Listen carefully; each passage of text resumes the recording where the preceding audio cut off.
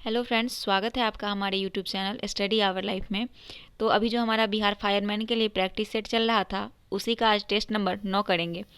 तो आप लोगों को अगर वीडियो पसंद आए तो एक लाइक ज़रूर कर दीजिएगा और हो सके तो चैनल सब्सक्राइब जरूर कर लीजिएगा जिन लोगों ने अभी तक नहीं किया है। और इसका पीडीएफ भी हम अपने टेलीग्राम चैनल पे अपलोड कर देते हैं वीडियो समाप्त होने के बाद, तो आप लोग इसका पीडीएफ भी प्राप्त करके सेट दे सकते हैं। तो चलिए शुरू करते हैं। तो पहला क्वेश्चन आपका मैथ का है। आप लोग को पता है कि इसमें 100 प्रश्न होंगे, तो 100 प्रश्न में सारे मिक्स क्वेश्चन होंगे। तो पहला मैथ्स का क्वेश्चन है कि त्रिभुज ए बी सी बराबर बी पर समकोण है। यदि कोण ए बराबर 30 डिग्री हो तो ए बी की लंबाई क्या है? यदि ए सी हमारे पास 8 सेंटीमीटर है। तो सबसे पहले आप लोग एक समकोण त्रिभुज बना लीजिएगा। और समकोण त्रिभुज बनाने के लिए आपको कह रहा है कि 30 डिग्री है हमारे पास कोण ए, तो कोण ए को हमने 30 डिग्री मान लिया है। बी कहा जा रहा है कि समकोण है, तो हमने बी इसको मान लिया और ये समकोण त्रिभुज हो गया। तो हमारे पास ए सी का कह रहा है, तो सी ये हो गया। ए सी हमारे पास 8 सेंटीमीटर दिया हुआ है, तो आपको निकालना है इसका लंबाई, ए बी का लंबाई निकालना है। तो ए बी का लंबाई इसमें आंसर हो जाएगा आपका बी, 4√3 सेंटीमीटर। नेक्स्ट क्वेश्चन है कि त्रिभुज एक्स वाई जेड त्रिभुज पी क्यू आर के समरूप है। यदि एक्स वाई अनुपात पी क्यू बराबर 5:1 और क्यू पी कोण पी क्यू आर का क्षेत्रफल 5 वर्ग सेंटीमीटर है, तो कोण त्रिभुज एक्स वाई जेड का क्षेत्रफल वर्ग सेंटीमीटर में क्या होगा? तो आपसे कहा जा रहा है कि इसमें से निकालना क्या है। तो त्रिभुज एक्स वाई जेड लंब त्रिभुज पी क्यू आर हो सकता है। तो संगत भुजा का अनुपात कितना दिया हुआ है? 5:1 दिया हुआ है। तो क्षेत्रफल का अनुपात बराबर हो जाएगा 5 का स्क्वायर रेशियो 1 का स्क्वायर, यानी कि 25:1। और फिर कह रहा है कि त्रिभुज एक्स वाई जेड का क्षेत्रफल, तो 5/1 गुने 25 का वर्ग सेंटीमीटर में करने के लिए करेंगे वर्ग सेंटीमीटर स्क्वायर हो जाएगा, तो यानी 125 वर्ग सेंटीमीटर आपका इसका आंसर निकल के आ जाएगा।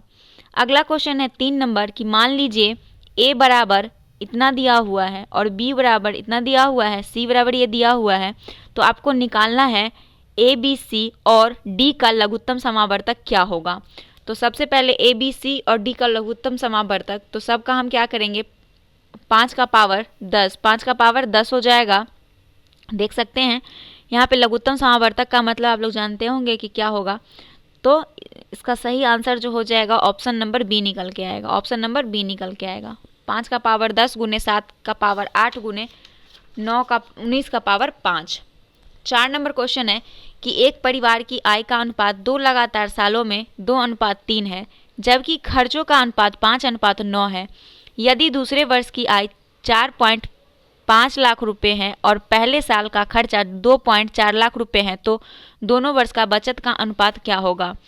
तो सबसे पहले अनुपात वर्ष अनुपात पूछा जा रहा है, तो क्या करेंगे कि हमारे पास परिवार की आय नहीं दिया हुआ है, तो ये अनुपात में दिया हुआ है, तो 2x मान लेंगे और 3x मान लेंगे। और खर्च कितना दिया हुआ है 5y और 9y दिया हुआ है, मतलब 9 दिया 5:9 दिया हुआ है, तो 5y और 9y उसको मान लेंगे। तो 3x बराबर हमारे पास हो जाएगा 4.5 लाख और x बराबर जब निकालेंगे तो 1/5 निकल के आ जाएगा।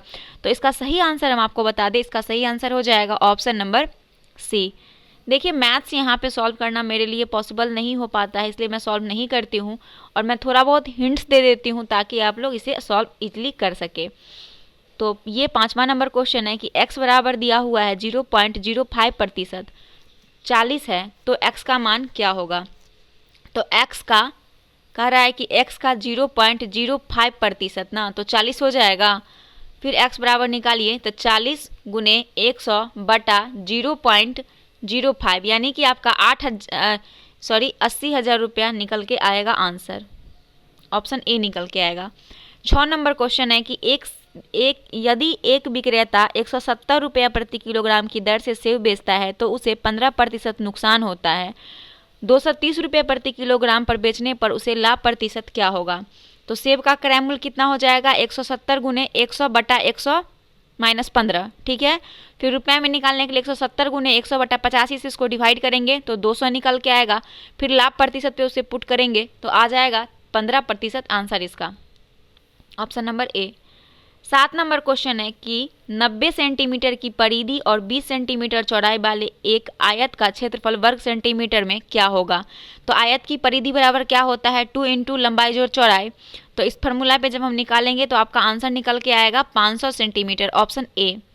अगला क्वेश्चन है 8 नंबर की श्री श्रीमंत को विरासत में 2505 सोने के सिक्के मिलते हैं। वह उन्हें अपने 3 बेटे भरत, रजत और अमित को इस बीच एक खास अनुपात में विभाजित करता है। प्रत्येक को मिले कुल सिक्कों में से भरत 30 सिक्के बेचता है, रजत 30 सिक्के दान में देता है और अमित 25 सिक्के खो देता है। अब उनके पास बचे सोने के सिक्के का क्रमशः अनुपात 46, 41 और 34 है। तो रजत को अपने पिता से कितने सिक्के मिले थे। तो इसका सही है, सबसे पहले सबका हम एक्स का वैल्यू पुट करके इस पे हम आंसर निकालेंगे तो डी निकल के आएगा 850। 9 नंबर क्वेश्चन है कि एक व्यक्ति एक वस्तु को एक निश्चित मूल्य पर बेचकर 20% कमाता है।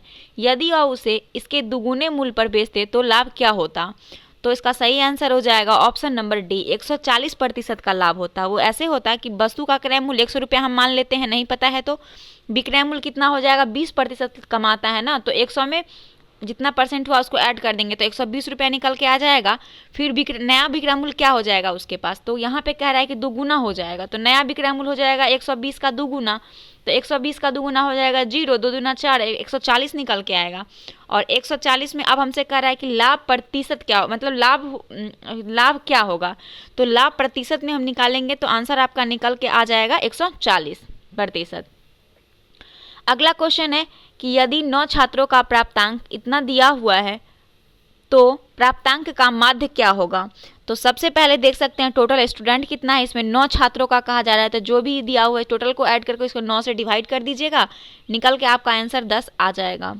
अगला क्वेश्चन है मूल पाठ का व्याख्या के साथ अनुवाद क्या कहलाता है। मतलब मूल पाठ का व्याख्या के साथ अनुवाद कहलाता है। तो इसका जो हो जाएगा कि मूल पाठ का व्याख्या के साथ अनुवाद को क्या कहा जाता है, व्याख्या अनुपात कहते हैं। क्या कहते हैं, व्याख्या अनुपात कहते हैं, अनुवाद कहते हैं, ऑप्शन नंबर डी। और वहीं अगर पूछा जाता कि व्याख्या अनुवाद को भाषा अनुवाद भी कहते हैं, क्या कहते हैं, यहाँ पे अगर भाषा अनुवाद रहता तो इसे भाषा अनुवाद भी कहा जाता है, दोनों नाम इसी का है। अगला है ब्रज हिंदी की किस उपभाषा के अंतर्गत है। तो ब्रज हिंदी का जो है पश्चिमी हिंदी की उपभाषा है, पश्चिमी हिंदी की उपभाषा है। और पश्चिमी हिंदी का विकास शरोशिनी अपभ्रंश से हुआ है। इसके अंतर्गत खड़ी बोली, बांगरू, कन्नौजी और बुलंदली भी शामिल है। तो इसका सही आंसर हो जाएगा ऑप्शन नंबर सी, पश्चिमी हिंदी। नेक्स्ट क्वेश्चन है 13 नंबर की किसका प्रयोग सदैव बहुवचन में होता है। आपके पास ऑप्शन है दर्शन, नारी, लता और गाय। तो जिसका प्रयोग हम सदैव बहुवचन में करते हैं वो हो जाएगा इसका सही आंसर इसका आंसर हो जाएगा दर्शन। दर्शन का शब्द का प्रयोग सदैव बहुवचन के रूप में होता है, क्योंकि दर्शन एक व्यक्ति नहीं, वहाँ पे दर्शन सारे लोग जाते हैं करने, बहुत सारे लोग जाते हैं दर्शन करने। निम्न में से भूतकाल का उदाहरण है। तो भूतकाल कहने का मतलब काल जो 3 प्रकार के होता है, वर्तमान काल, भूतकाल और भविष्य काल। उसी में भूतकाल आपसे पूछा है, वर्तमान जो अभी चल रहा है, भूतकाल जो बीत चुका है और भविष्य काल जो आने वाला है। ठीक है, तो इसमें सेंटेंस दिया हुआ है मैं जाता हूँ, वह आ रहा है, राम घर गया था, वह पुस्तक पढ़ेगा। तो आपसे भूतकाल की बात पूछा जा रहा है, तो भूतकाल का आंसर हो जाएगा इसमें से बी, राम घर गया था लगा हुआ है ना, ये भूतकाल का है। 15 नंबर क्वेश्चन है कि गिरा अर्थ जल बिजी सम कहियत भिन्न न भिन्न उपयुक्त पंक्तियों रामचरितमानस के किस कांड से है।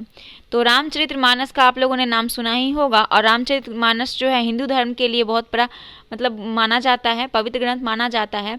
तो ब्रज ये जो है इसका राम घर गया था, सॉरी, इस पंक्ति में जो रामचरितमानस के बालकांड से लिया गया है, किससे लिया गया है, रामचंद्रमानस के बालकांड से लिया गया है। ऑप्शन नंबर ए हो जाएगा इसका सही आंसर। अगला क्वेश्चन हमारा दिया हुआ है कि मेरी भाव बाधा हरो, राधा नगरी सोय, जा तन की छाई पड़े, श्याम हरित दुति होय। उपयुक्त पंक्तियों में किनकी रचना है। तो ये रचना पूछा जा रही है, बिहारी की रचना है। ऑप्शन ए हो जाएगा इसका सही आंसर।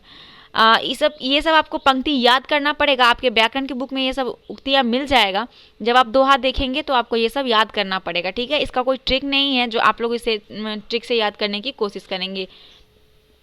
अगला क्वेश्चन है कि निम्न में से कौन सा मिश्र वाक्य है। तो मिश्र वाक्य हम पिछले वाले भी सेट में आप लोगों को बताए थे कि मिश्र वाक्य वो वाक्य होता है जो मिक्स करके बनाया जाता है। अब आपको वाक्य से ही स्पष्ट हो रहा है जिसमें मिलावट हो, जिस वाक्य में कुछ ना कुछ मिला हो। तो यहाँ पे देखिए, विद्वान सब जगह पूजा करता है, अच्छा लड़का माता पिता की आज्ञा मानता है। तो आपको इस सेंटेंस से लग रहा होगा कि कौन सा सेंटेंस अलग दिख रहा है। तो डी जो आपको दिख रहा है, जब सवेरा हुआ तब हम लोग बाहर गए, इसमें दो सेंटेंस बन रहा है, पहले जब सवेरा हुआ और तब हम लोग बाहर गए। तो ये दो सेंटेंस बन रहा है यहाँ पे, इसलिए डी जो हो जाएगा मिश्र वाक्य हो जाएगा। अगला है प्रश्न चिन्ह कौन सा है। तो प्रश्न चिन्ह ऑप्शन सी है, देख सकते हैं, और इसे क्या कहते हैं, रिलेटिव साइन कहते हैं, संबंध चिन्ह बोलते हैं इसको। नेक्स्ट क्वेश्चन है दीन दीन शब्द युग का सही अर्थ क्या है। देखिए ये दीन दीन जो दिया हुआ है, दोनों दिन बोलने में इसका एक ही है, लेकिन उच्चारण इसका एक है, लेकिन शब्द का अर्थ अलग अलग है। ठीक है, तो एक दिन का मतलब दिन हो गया और एक दिन का मतलब क्या हो गया, एक दिन का मतलब हो जाता है मतलब एक दिन का ये वाला दिन जो है ना, इसका मतलब गरीब हो जाता है। ठीक है, गरीब हो जाता है, और दिन का मतलब होता है दिवस। तो इसमें से सेंटेंस जो मिल रहा है वो दिवस और गरीब मिल रहा है। ऑप्शन ए हो जाएगा इसका सही आंसर। अगला क्वेश्चन है निम्न में अव्यय है।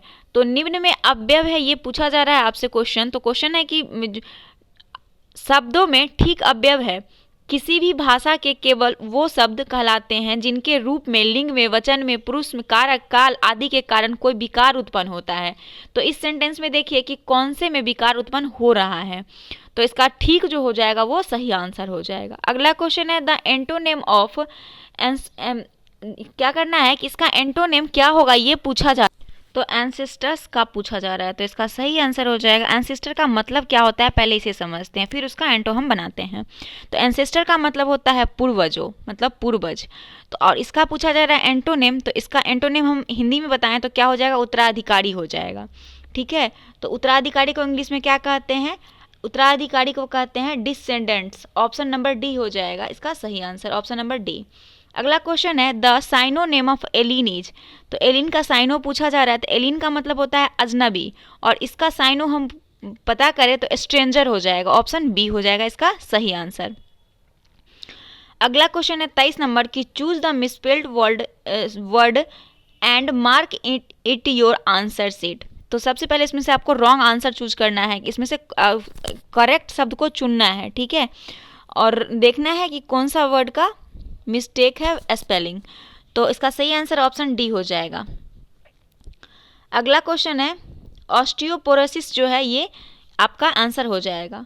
अगला क्वेश्चन है हमारा who have you invited, whom have you invited। तो इस सेंटेंस में आपसे कह रहा है कि इस वाक्य में क्या करना है, पैसिव वॉइस जो है who has been invited by you हो जाएगा। इसको पैसिव, इसको वॉइस में चेंज करना है। तो इसे इसका पैसिव पूछा जा रहा है, तो इसका पैसिव क्या हो जाएगा, हु हैज़ हो जाएगा, who has been invited by you, question mark हो जाएगा। ऑप्शन नंबर सही हो जाएगा बी। अगला क्वेश्चन है कि चेंज इनटू कॉम्प्लेक्स सेंटेंस। तो कॉम्प्लेक्स सेंटेंस में इसको चेंज करना है। तो सेंटेंस आपका है, सेंटेंस यहाँ पे देख सकते हैं, buy 1 shirt and get 1 free. Second है a shirt free on purchase of a shirt. Third है if you buy 1 shirt you get 1 free. और फोर्थ है if you buy 1 shirt you get another shirt free. तो sentence आपको complex sentence पूछा जा रहा है, तो ऑप्शन डी हो जाएगा इसका सही आंसर। कॉम्प्लेक्स सेंटेंस क्या हो जाएगा, if you buy 1 shirt you get 1 free. अगला क्वेश्चन है फिल इन द ब्लैंक्स। यहाँ पे आपको देख सकते हैं, इस साइन का मतलब ही समझ जाइए कि ये साइन क्या है, रिलेटिव साइन है, हम पहले भी बताए हैं। और we have won the match, we have on the match, तो इसका सही आंसर हो जाएगा। इसका यूज़ हम लोग कहाँ करते हैं, किसी चीज़ को संबोधन करने में करते हैं। ठीक है, तो यहाँ पे संबोधन हा, लिशन, लुक, ये सब संबोधन नहीं हो रहा है, ये हुर्रा जो है, इसका डी सही आंसर हो जाएगा। अगला क्वेश्चन है 27 नंबर, hardly dash when the starts disappeared. तो इसका सही आंसर हो जाएगा ऑप्शन नंबर बी, हार्डली के साथ इन्वर्शन वाले स्ट्रक्चर में हैड प्लस सब्जेक्ट को लेना चाहिए, इसीलिए इसका बी आंसर सही हो जाएगा। नेक्स्ट क्वेश्चन है द डॉस dash horse could run no further, tired, tire, tiring, tiresome. तो इसका सही आंसर हो जाएगा ऑप्शन नंबर ए, थका हुआ घोड़ा, द टायर्ड हॉर्स। क्या हो जाएगा? टायर्ड हॉर्स हो जाएगा। ऑप्शन नंबर इसका सही आंसर हो जाएगा ऑप्शन नंबर ए। अगला क्वेश्चन देखते हैं। अगला क्वेश्चन है कि make the verb from the word strength. तो इसको वर्ड का वर्ब रूप में चेंज करना है। स्ट्रेंथ दिया हुआ है तो सबसे स्ट्रेंथ नाउन है। क्या है? ये एक नाउन है जिसके साथ हम लोग ई एन को क्या करते हैं? सफिक्स के रूप में प्रयोग कर वर्ब बनाया जा सकता है। इसीलिए इसका जब इस प्रकार के सेंटेंस को हम स्ट्रेंथन वर्ब होगा, क्या हो जाएगा? ई एन लगा देंगे तो स्ट्रेंथन हो जाएगा और ये वर्ब रूप में चेंज हो जाएगा। नेक्स्ट क्वेश्चन है change the beauty into adjective. Beauty को ऑब्जेक्टिव में चेंज करना है। तो ब्यूटी नाउन है और इसमें क्या करेंगे? फुल लगाएंगे। फुल लगा के सफिक्स का प्रयोग कर एडजेक्टिव बना सकते हैं। तो ब्यूटीफुल हो जाएगा। ऑप्शन डी इसका सही आंसर हो जाएगा। सॉरी, ऑप्शन ए हो जाएगा। ये स्पेलिंग मिस्टेक है, ब्यूटीफुली लिखा हुआ है। ऑप्शन ए हो जाएगा इसका सही आंसर। अगला क्वेश्चन है 31 नंबर कि वेंकट के पास कुछ बत्तख और कुछ भेड़ हैं। कुल सिर 81 और कुल पाँव 268 हैं। तो वेंकट के पास कितनी भेड़ें हैं? तो सबसे पहले भेड़ की संख्या हमको नहीं मालूम है तो एक्स मान लेंगे और कह रहा है कि वेंकट के पास कितनी भेड़ें हैं। तो भेड़ की संख्या x + 4, क्योंकि कितने, एक भेड़ के कितने 4 होंगे? पैर कितने होंगे? 4 होंगे। तो इस तरीके से जब हम निकालेंगे तो इसका सही आंसर निकल के आएगा ऑप्शन नंबर बी, 53 हो जाएगा। अगला क्वेश्चन है किसी भिन्न के अंश और हर में क्रमशः 1 जोड़ने पर उसका मान 2 और 1 घटाने पर 4 होता है तो भिन्न का अंश क्या होगा? तो इसका सही आंसर हो जाएगा ऑप्शन नंबर बी, 5 निकल के आएगा। 33 नंबर क्वेश्चन है। इस क्वेश्चन को जब आप सॉल्व करेंगे तो सॉल्व करने पर इसका आंसर आ जाएगा ऑप्शन नंबर बी, 0.0625। अगला 34 नंबर क्वेश्चन है एक व्यापारी अपनी वस्तुओं का अंकित मूल्य अपने लागत मूल्य से 20% अधिक रखता है लेकिन वह ग्राहकों को 5% की छूट देता है। यदि वह आगे नगद भुगतान पर 5% की छूट देता तो इस स्थिति में उसका लाभ प्रतिशत क्या होता? तो सही आंसर हो जाएगा इसका ऑप्शन नंबर सी। क्या हो जाएगा? ऑप्शन सी इसका सही आंसर हो जाएगा। अगला क्वेश्चन है एक दिन में कितना प्रतिशत 4 घंटे व 30 मिनट होता है? तो एक दिन में पूछा जा रहा है तो इसका सही आंसर हो जाएगा ऑप्शन नंबर ए, 20%। और देख सकते हैं एक दिन में कितना 24 घंटा होता है तो 4 घंटे 30 मिनट तो 9/2 घंटा हम उसको लिख सकते हैं और 24 में हमको पता नहीं है कि कितना है तो 24 को हम x/100 से डिवाइड करेंगे तो बराबर हमको 9/2 आएगा, क्योंकि ये 4.5 घंटा का मतलब 9/2 हो गया। जब वैल्यू निकालेंगे तो आपका निकल के आएगा ऑप्शन नंबर ए आंसर आएगा। सॉरी, ऑप्शन ए हो जाएगा इसका आंसर। नेक्स्ट क्वेश्चन है 36 नंबर। यदि समीकरण हमारे पास ये दिया हुआ है तो मूल क्या है? 2:3 अनुपात में है तो उसका k का धनात्मक मान क्या होगा? तो इसका सही आंसर ऑप्शन सी हो जाएगा, 10√3। 37 नंबर क्वेश्चन है कि एक पहिया 88 किलोमीटर की दूरी को तय करने में 1000 घूर्णन करता है तो पहिए का व्यास क्या होगा? तो माना कि पहिए का व्यास त्रिज्या r मीटर है, पहिए का परिधि 2πr मीटर में हो जाएगा तो इसका सही आंसर हो जाएगा ऑप्शन नंबर सी, 28 मीटर। अगला 38 नंबर क्वेश्चन है कि 4 + 2xy² और इतना दिया हुआ है, योग में से इतना को घटाएं। तो इस समीकरण में से इसको घटाएंगे तो निकल के ऑप्शन सी आ जाएगा। 39 नंबर क्वेश्चन है कि एक धातु के बेलन की त्रिज्या 3 सेंटीमीटर, उसकी ऊंचाई 5 सेंटीमीटर है। उसे पिघलाकर प्रत्येक 1 सेंटीमीटर ऊंचाई और 1 सेंटीमीटर त्रिज्या के आधार वाले छोटे शंकुओं में ढाला गया। तदनुसार इस प्रकार बने शंकुओं की संख्या कितनी होगी? तो इसका सही आंसर हो जाएगा ऑप्शन नंबर डी, 135। अगला क्वेश्चन है 40 नंबर। लॉग पहले ही आप लोग को बता चुके हैं कि लॉग का वैल्यू आपको याद करना पड़ेगा और इसका आंसर होगा ऑप्शन नंबर ए। अगला है 41 नंबर क्वेश्चन कि जब एक प्रकाश की किरण अपवर्तनांक n के माध्यम में प्रवेश करती है तो यह देखा गया कि अपवर्तन कोण का मान आपतन कोण का आधा है। आपतन कोण का मान क्या होगा? तो इसका सही आंसर हो जाएगा कि जब क्या हो जाएगा? ऑप्शन नंबर इसका डी हो जाएगा, 2 cos - 1 पावर n/2। अगला क्वेश्चन है कि केपलर के ग्रह गति के दूसरे नियम के अनुसार क्या संरक्षित रहता है। तो केपलर के ग्रह गति के दूसरे नियम के अनुसार कुल कोणीय संवेग क्या रहता है, संरक्षित रहता है, कुल कोणीय संवेग। ऑप्शन डी होगा। और इस नियम में क्या कहता है, dA/dt होता है जो नियत रहता है। और केपलर के तीसरे नियम के अनुसार अगर देखा जाए तो इसमें होता है कि किसी ग्रह का परिक्रमण काल का वर्ग उस ग्रह के सूर्य से माध्य दूरी के घन के समानुपाती होता है। और केपलर के प्रथम ग्रह गति के नियम दीर्घवृत्ताकार कक्षा से संबंधित नियम है। अगला क्वेश्चन है कि ध्वनि की प्रबलता निर्भर करती है। तो ध्वनि की प्रबलता जो है किस पे निर्भर करती है, आयाम पे निर्भर करती है। ध्वनि वह गुण है जिसके कारण कोई ध्वनि मंद या तेज सुनाई देती है, उसे ध्वनि की प्रबलता कहते हैं। और प्रबलता आयाम के बढ़ने के साथ बढ़ता है। ध्वनि की प्रबलता स्तर को व्यक्त करने के लिए फोन मात्रक का प्रयोग किया जाता है। फोन, ठीक है, ये वाला फोन मात्रक का प्रयोग किया जाता है। अगला क्वेश्चन है 44 नंबर की किसी पिंड पर जिसका द्रव्यमान 5 किलोग्राम है 40 न्यूटन का बल लगाने पर उसमें त्वरण उत्पन्न होगा। तो उसमें त्वरण कितना उत्पन्न होगा। मान लीजिए कि किसी पिंड का द्रव्यमान 5 kg है और 40 न्यूटन का बल लगाने पर त्वरण 8 मीटर पर सेकेंड उत्पन्न होता है। तो त्वरण बराबर क्या होता है, बल बटा द्रव्यमान। तो 40 को जब 5 से डिवाइड करेंगे तो 8 पंचे 40, 8 मीटर पर सेकेंड स्क्वायर निकल के आएगा। तो वेग में परिवर्तन दर क्या कहलाता है, त्वरण कहलाता है। तो त्वरण बराबर हो जाएगा v माइनस यू बटा T2 माइनस T1। तो त्वरण का मात्रक मीटर पर सेकेंड स्क्वायर होता है। और त्वरण क्या है, एक सदिश राशि है। और संवेग में परिवर्तन की दर बल कहलाता है। तो बल बराबर हो जाएगा dv बटा dt, या फिर लिख सकते हैं कि m इंटू एम, या जिसको बोल सकते हैं द्रव्यमान गुणे त्वरण। तो इसका सही आंसर हो जाएगा ऑप्शन नंबर ए, 8 मीटर पर सेकेंड। आंसर पहले ही निकल चुका है। अगला क्वेश्चन है कि 5 किलोग्राम के एक पिंड पर 10 सेकेंड तक 100 न्यूटन का बल लगाने पर कितना वेग उत्पन्न होगा। तो बहुत ही इजी क्वेश्चन है ये। तो कह रहा है कि 5 किलोग्राम के एक पिंड पर 10 सेकेंड तक 100 न्यूटन का बल लगाने पर, तो F बराबर क्या होता है, इसका बल गुने सूक्ष्म समय बटा द्रव्यमान हो जाता है। तो 100 मल्टीप्लाई 10/5 से इसको डिवाइड करेंगे, 200 मीटर पर सेकेंड निकल के आंसर आएगा option number B. 46 number question है कि किसी तरंग का संचारण नियतांक भी कहलाता है।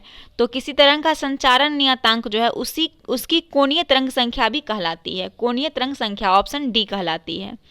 अगला क्वेश्चन है 47 नंबर, दाब एक अदिश राशि है क्योंकि दाब एक अदिश राशि है क्योंकि यह अभिलंब बल के घटक एवं क्षेत्रफल का अनुपात होता है तथा यह चुने गए क्षेत्रफल के आकार पर निर्भर करता है। इसलिए ऑप्शन आपका सी सही हो जाएगा। अगला है जब श्वेत प्रकाश वायु से कांच में प्रवेश करता है तो क्या होता है। तो जब श्वेत प्रकाश वायु से कांच में प्रवेश करता है तो लाल रंग के प्रकाश की चाल इसमें सर्वाधिक होती है। ऑप्शन बी हो जाएगा। अगला क्वेश्चन है कि 60 वाट एक बल्ब प्रतिदिन 10 घंटे जलता है। 60 वाट का एक बल्ब है जो प्रतिदिन की बात कर रहा है, 10 घंटा जलता है। तो एक महीना में कितना, 30 दिन एवरेज हम लोग मानते हैं। वैसे 31 दिन भी होता है, लेकिन कोई महीने में तो हमेशा एवरेज माह को लेके चलना है। तो 30 दिन मान लेते हैं, 30 दिन होता है। तो बिजली व्यय होगी, तो बिजली का खपत पूछा जा रहा है कितना होगा। तो इसका सही आंसर हो जाएगा कि बिजली का व्यय निकालने के लिए क्या करेंगे, यूनिट बिजली की खपत बराबर फार्मूला होता है वाट गुने घंटे गुने दिनों की संख्या बटा 1000 से उसको डिवाइड करेंगे। तो कितना वाट, 60 वाट, कितना घंटा, 10 घंटा, और उसको क्या करेंगे दिनों की संख्या, तो 30 दिन, इसको इससे मल्टीप्लाई करके कितना 1000 से इसको डिवाइड कर देंगे। तो आंसर आपका 18 यूनिट निकल के आएगा। अगला क्वेश्चन है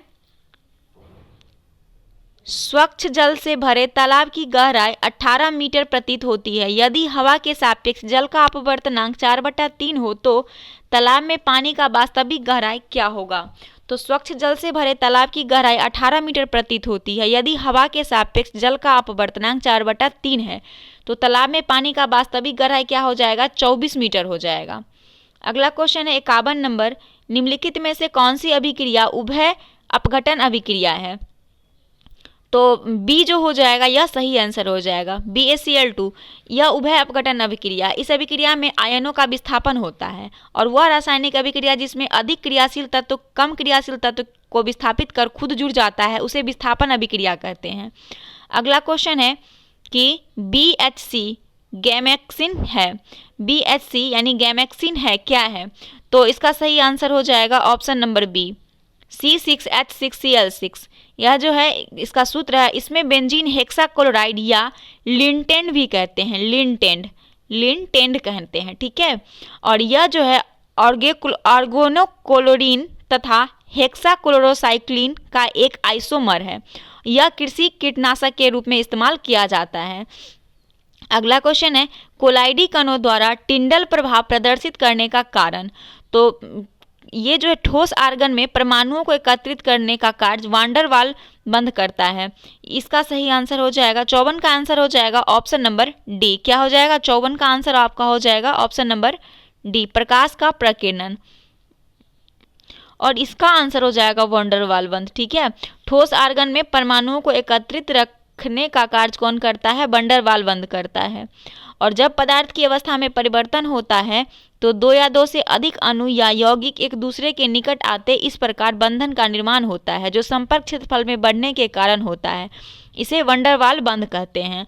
इसलिए इसका ऑप्शन सी हो जाएगा। और 54 का आंसर आपका हो जाएगा कोलाइडी कणों द्वारा टिंडल प्रभाव। तो कोलाइडी कणों द्वारा टिंडल प्रभाव प्रकाश के प्रकीर्णन को प्रदर्शित करता है। ऑप्शन डी हो जाएगा इसका सही आंसर। और जब प्रकाश की किरणें को किसी कोलाइड के कणों के द्वारा गुजारा जाता है तो सूक्ष्मदर्शी से देखने पर प्रकाश का पथ दिखाई देता है, और इसी प्रभाव को क्या कहते हैं? टिंडल प्रभाव कहते हैं। 55 नंबर क्वेश्चन देखिए। 55 नंबर क्वेश्चन है कि हाइड्रोजन अन्य तत्वों के साथ सहयोग करती है। तो हाइड्रोजन जो है अन्य तत्वों के साथ सहयोग करती है इलेक्ट्रॉन का त्याग कर, ग्रहण करके अथवा साझेदारी करके। ऑप्शन डी हो जाएगा इसका सही आंसर। अगला क्वेश्चन है 56 नंबर, संक्रमण धातु किस प्रकार प्रायः अनुचुंबकीय होती है? तो संक्रमण धातु प्रायः अनुचुंबकीय होता है क्योंकि इनके कक्षकों में एक से अधिक अयुगित इलेक्ट्रॉन उपस्थित होता है। ऑप्शन सी हो जाएगा। नेक्स्ट 57 नंबर क्वेश्चन है कि Na2H2O3 से Na2SO4O6 का बनना ये क्या कहलाता है? तो ये जो है ऑक्सीकरण कहलाएगा। Option B. 58 नंबर क्वेश्चन है, लेड नाइट्रेट के उष्मीय विघटन के फलस्वरूप प्राप्त होता है। तो लेड नाइट्रेट के उष्मीय विघटन के द्वारा PbO, NO2 और O2 प्राप्त होता है। ऑप्शन ए हो जाएगा इसका सही आंसर। 59 नंबर क्वेश्चन है कि Hg+Cl2 और 2HCl + X कैलोरी इस अभिक्रिया में HCl संभव ऊष्मा होगी, तो X का मान निकालना है। तो ऑप्शन बी हो जाएगा इसका सही आंसर, X/2 किलो कैलोरी। अगला क्वेश्चन 60 नंबर है कि एक पिंड का हवा में द्रव्यमान 75 ग्राम है, अज्ञात द्रव में पूर्ण रूप से डूबने पर 51 ग्राम तथा पानी में 67 ग्राम है। अज्ञात द्रव का घनत्व क्या होगा? तो इसका सही आंसर हो जाएगा ऑप्शन नंबर बी, 3 ग्राम। क्या होता है कि जब पिंड का हवा में द्रव्यमान 75 ग्राम है और अज्ञात द्रव में पूर्ण रूप से डुबोने पर 51 ग्राम है, तो पानी 67 ग्राम, अज्ञात द्रव का घनत्व हो जाएगा 3 ग्राम सेंटीमीटर क्यूब। अगला क्वेश्चन देखते हैं, पौधे की लंबाई बढ़ता है। तो पौधे की जो लंबाई बढ़ता है वो एपियल मेरिस्टेम कहलाता है, यानी कि पार्श्व विभज्योतक कहलाता है। ऑप्शन बी हो जाएगा इसका आंसर। ये जो है उत्तक, तना, जड़ आदि पत्तियों के शीर्षों पर पाए जाते हैं, जिसके फलस्वरूप प्राथमिक वृद्धि होती है। अगला 62 नंबर क्वेश्चन है कि कौन सा कोशिका अंग पादप कोशिका में नहीं पाया जाता है? तो सेंट्रियोल जो है ये पादप कोशिका में नहीं पाया जाता है। अगला क्वेश्चन है, वह स्थिति जिसमें रक्त कणिकाएं की संख्या अत्यधिक बढ़ जाती है और अपरिपक्व श्वेत रक्त कणिकाएं परिवहन में आ जाती है, क्या कहलाता है? तो ऐसा सिचुएशन जब होता है तो उसमें क्या हो जाता है? ल्यूकेमिया यानी कैंसर का कारण बनता है। ज्वाला कोशिकाएं होती है, तो ज्वाला कोशिकाएं उत्सर्जी अंग का कार्य करती है। ऑप्शन इसमें सही हो जाएगा बी। नेक्स्ट है एटीपी। एटीपी क्या है? तो एटीपी एक ऊर्जा सहित फॉस्फेट बंध का एक अणु है। ऑप्शन सी आंसर हो जाएगा। उच्च ऊर्जा सहित फॉस्फेट बंध का एक अणु है। अगला है, किसी जंतु के मृत्यु से प्रारंभ हुई खाद्य श्रृंखला को कहते हैं। तो खाद्य श्रृंखला, जंतु के मृत्यु से आरंभ खाद्य श्रृंखला को अपर्ध खाद्य श्रृंखला कहते हैं। ऑप्शन सी हो जाएगा। यूनेस्को की अमूर्त सांस्कृतिक विरासत की सूची में कौन सा मेला सूचीबद्ध है? तो इसका सही आंसर हो जाएगा ऑप्शन नंबर डी, कुंभ का मेला। इसे यूनेस्को ने विश्व विरासत सूची में शामिल किया है। और पुष्कर मेला जो है ये राजस्थान में लगता है। वही अगर आपसे पूछा जाए पुष्कर फेस्टिवल तो ये जम्मू कश्मीर में मनाया गया है। ठीक है, फिलोलॉजी के अंतर्गत अध्ययन होता है। तो फिलोलॉजी के अंतर्गत जो भाषा का अध्ययन करते हैं, किसका, भाषा का अध्ययन करते हैं। अगला क्वेश्चन देखते हैं। अगला क्वेश्चन है कि मेनिची शिंबुन किस देश का समाचार पत्र है। तो मेनिची शिंबुन जापान का समाचार पत्र है। मेनिची शिंबुन कहाँ का है, जापान का है। कोटो, क्वेडोन, सुशिन आदि जापान का समाचार पत्र है। वही अगर पूछा जाए कि राइडर प्रेस एसोसिएशन यूके का समाचार पत्र है। और Novosti telegraph association of sovereign states ARI Interfax ये सब समाचार एजेंसी कहाँ का है, रूस का है। अगला क्वेश्चन है हमारा, इसका PDF थोड़ा सा यहाँ पे प्रॉब्लम है, लेकिन मैं नेक्स्ट वीडियो में कोशिश करूँगी कि मैं बिल्कुल क्लियर PDF दूँ। पता नहीं, ये मुझे पता नहीं चला, इसलिए मिस्टेक से ऐसा हो गया है। नेक्स्ट है सुमेलित है। तो सुमेलित है हाफ ए लाइफ, ये किसकी पुस्तक है, अग्नि की उड़ान APJ अब्दुल कलाम की है। अग्नि की उड़ान APJ अब्दुल कलाम की है। उसके बाद अग्नि की उड़ान APJ अब्दुल कलाम की क्या है, ये आत्मकथा है। तो आपसे क्वेश्चन का है सुमेलित है, मात्र एक यही सुमेलित है, बाकी सभी जो है सुमेलित नहीं है। हाफ ए लाइफ BS नाइपॉल द्वारा रचित उपन्यास है। वहीं वर्शिप फॉल्स गाइड्स जो है Ambedkar and the facts which have been erased पुस्तक के लेखक अरुण शौरी हैं। जीत आपकी पुस्तक के लेखक शिव खेरा हैं। अगला क्वेश्चन है, कंबाला कही जाने वाली वार्षिक भैंसा दौड़ जो एक उत्सव है किस भारतीय राज्य में मनाई जाती है। कंबाला कही जाने वाली, तो कैम्बाला भैंसा दौड़ कर्नाटक का उत्सव है। और जल्लीकट्टी कहाँ का है, तमिलनाडु का, ये कर्नाटक का है। कबाला, देखिए कौ से कंबाला भी और कौ से कर्नाटक भी। लापेर कप संबंधित है, लाबेर कप जो है टेनिस से संबंधित है। किससे है, टेनिस से, ऑप्शन बी। अगला क्वेश्चन है कि भारत छोड़ो का नारा किसने दिया था। तो भारत छोड़ो का नारा महात्मा गांधी के द्वारा दिया गया था और यूसुफ मेहर अली ने दिया था, जिसे महात्मा गांधी ने लोकप्रिय बनाया था। ऑप्शन बी हो जाएगा। मराठा राज्य का दूसरा प्रवर्तक किसे माना जाता है। तो मराठा राज्य का दूसरा प्रवर्तक जो माना जाता है वो माना जाता है बालाजी विश्वनाथ को, जो 1713 से लेकर 1720 तक थे। और बालाजी विश्वनाथ जो थे वो चित्पावन ब्राह्मण थे। अगला क्वेश्चन हमारा है कि निम्नलिखित में से किस युद्ध से भारत में मुगल राज्य की नींव पड़ी थी। तो मुगल राज्य की जो नींव पड़ी थी वो पानीपत का प्रथम युद्ध जो हुआ था उस समय से, ऑप्शन नंबर सी। और पानीपत का युद्ध हुआ था 21 अप्रैल 1526 को इब्राहिम लोदी और बाबर के बीच, जिसमें बाबर की विजय हुई थी। नेक्स्ट क्वेश्चन है 76 नंबर कि गुजरात में साबरमती आश्रम की स्थापना गांधी जी ने किस वर्ष की थी। तो 1917 ईस्वी में गुजरात के अहमदाबाद जिला में साबरमती का स्थापना किया गया था महात्मा गांधी के द्वारा। 1932 में अखिल भारतीय हरिजन संघ के स्थापना किसने की थी। तो हरिजन संघ ये भी महात्मा गांधी के द्वारा ही 1932 में किया गया था, ऑप्शन सी। अगला है गंगाधर मूर्तिकला की सर्वोत्तम कृतियां कब प्रकट हुई। तो इसका सही आंसर हो जाएगा सेंट जॉर्ज दुर्ग मद्रास में अवस्थित है। और एक मिनट क्वेश्चन, ये क्वेश्चन छूट गया। गंधार मूर्तिकला की सर्वोत्तम कृतियां कब प्रकट हुई।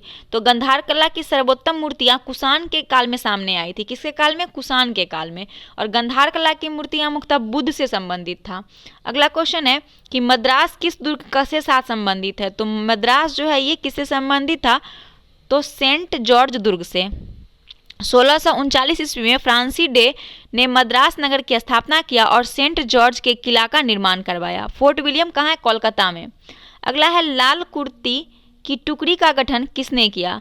तो लाल कुर्ती टुकड़ी का गैरीबाल्टी किया था। किसने, गैरीबाल्टी, ऑप्शन डी।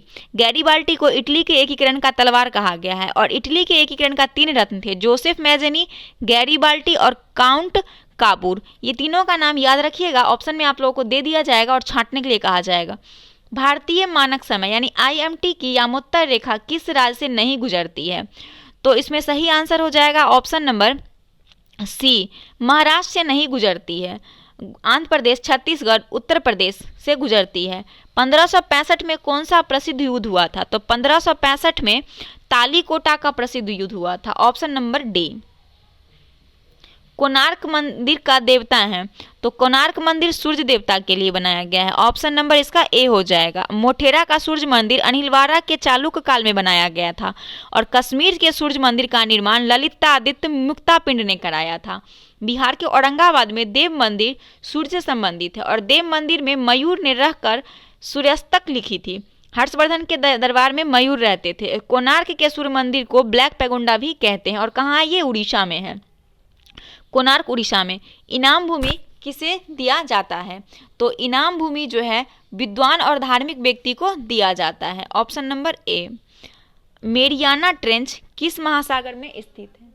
तो अगला क्वेश्चन है कि मेरियाना ट्रेंच जो है ये प्रशांत महासागर में स्थित है। Option number B. अगला है नागार्जुन सागर किस नदी पर बना है? तो ये नागार्जुन सागर जो है ये कृष्णा नदी पे है। Option number B, Andhra Pradesh में। कुगटी वन्य पशु विहार किस राज्य में है? कुगटी, तो कुगटी पशु वन्यजीव अभयारण्य पशु विहार जो है ये पड़ता है आपका हिमाचल प्रदेश में। ऑप्शन सी, कुगटी वन्य पशु विहार हिमाचल प्रदेश में है। और किबूल जो है ये पड़ता है, किबूल लामचौ राष्ट्रीय उद्यान मणिपुर में है। सोमेश्वर अभयारण्य कर्नाटक में स्थित है। बांधवगढ़ कहाँ है? मध्य प्रदेश। सुल्तानपुर झील हरियाणा में। पंचगढ़ी मध्य प्रदेश में है। अगला क्वेश्चन है कि भारत के किस राज्य का क्षेत्रफल सबसे अधिक है? तो भारत के सबसे अधिक क्षेत्रफल वाला जो राज्य है उसका सही आंसर हो जाएगा ऑप्शन नंबर डी, राजस्थान का, क्षेत्रफल की दृष्टि से। अगला क्वेश्चन है भारत का सर्वाधिक आबादी वाला द्वीप। तो भारत का सर्वाधिक आबादी वाला द्वीप जो है सालसेट द्वीप है। Option number D. अगला क्वेश्चन है चिपको आंदोलन मूल रूप से किसके विरुद्ध था? तो चिपको आंदोलन जो था वो इसमें वन कटाई से संबंधित था। चिपको आंदोलन वन कटाई से संबंधित था। चिपको आंदोलन के दौरान उत्तराखंड के वनों में वन कटाई को रोकने के लिए वहाँ के जो स्थानीय निवासी थे वो क्या किए थे? पेड़ से चिपक गए थे। और इसको महान पर्यावरणविद किसको माना जाता है? सुंदरलाल बहुगुणा को। बांग्लादेश में ब्रह्मपुत्र नदी को किस नाम से जाना जाता है? तो बांग्लादेश में ब्रह्मपुत्र नदी को जमुना के नाम से जाना जाता है। Option number B. संविधान प्रारूप समिति के अध्यक्ष डॉक्टर भीमराव अंबेडकर ने किस अनुच्छेद को संविधान का हृदय एवं आत्मा कहा था? तो आर्टिकल 32 को भीमराव अंबेडकर ने संविधान का हृदय और आत्मा कहा था। और इसमें 13 में है कि संसद के द्वारा बनाया गया कानून मौलिक अधिकार के असंगत हो तो सर्वोच्च न्यायालय उसे रद्द कर सकता है। और क्या है 32 में? क्या है? संवैधानिक उपचार का अधिकार है। अगला क्वेश्चन है कि पंचायती राज संस्थाओं को संवैधानिक दर्जा किस संविधान संशोधन में प्राप्त हुआ था?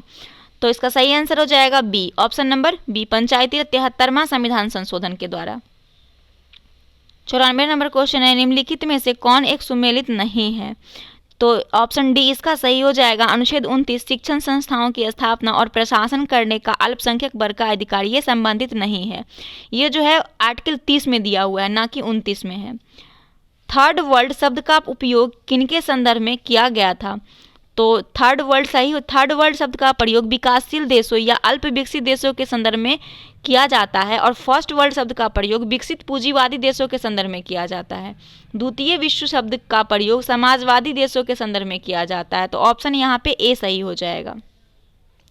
भारत में मोनो रेल चलाने वाला पहला शहर कौन बन गया? तो भारत में मोनो रेल चलाने वाला पहला शहर मुंबई बना है। कौन बना है? मुंबई। Option number D.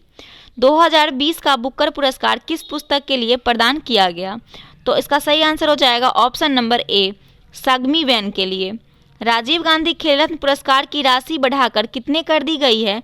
तो राजीव गांधी का 25 लाख हो गया है। कितना? 25 लाख। Option number B. अगला क्वेश्चन है कि कारैट 2020 युद्धाभ्यास किन दो देशों के बीच होने वाला युद्धाभ्यास है? तो ये जो है अमेरिका और बांग्लादेश के बीच होने वाला है युद्धाभ्यास है। उसका HIV एड्स से लड़ने हेतु लव ब्रिगेड शुरू किया गया। तो ये मिजोरम में किया गया HIV एड्स से लड़ने हेतु। तो ये हमारा 100% जो यहाँ पे समाप्त होता है। तो मिलते हैं नेक्स्ट सीरीज के साथ, तब तक के लिए धन्यवाद।